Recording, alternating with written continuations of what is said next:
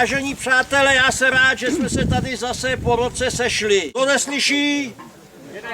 Tak jsem, než jako uskutečním ten svůj, můžu říct už povolební politický projev, tak bych vás chtěl vrátit o 77 let zpátky do těchto míst a bude to zajímat hlavně šumavské lyžaře a možná i ty, co jezdí jenom na saní.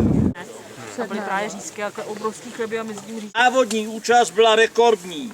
Shodou příznivých okolností přijela elita naší sjezdové třídy. Startovalo 51 závodníků a většinou to byla známá jména. Otevřené Šumavě. V čele se umístila prvá třída.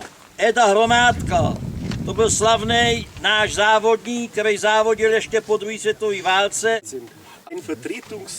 Za nimi následují Cipka, Stehlík a tak dále. Časy žen byly vyrovnány.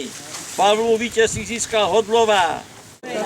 Šebestová se vyřadila neprojetím branky, což nutno litovati, protože ve slalomu podala úžasný výkon. Sjezdový závod se jel dopoledne, slalom odpoledne. Slalom skýtal obraz ryze alpského prostředí. Vytýčen byl poblíže skalnatého vrcholku Svarohu. Na úplně bezlesém svahu. Zase mlha jim to pokazila. Například starter Karel Svoboda musel stát i uprostřed slalomové trasy. Překvapením třídy žen byl výkon slečny Hajplíkové ze sportovního klubu Eisenstein, žili Železná ruda. Soucovský sbor plzeňského skiklubu.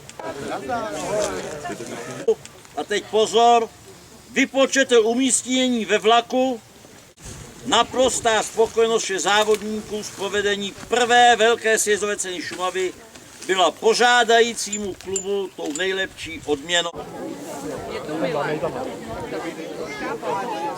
Nepojedeme na Tataráček? Pojedeme, já už jsem to myslela se. Točíš to? Jo. Já jsem to věděl, že na tebe je spolehnutí, Natálko.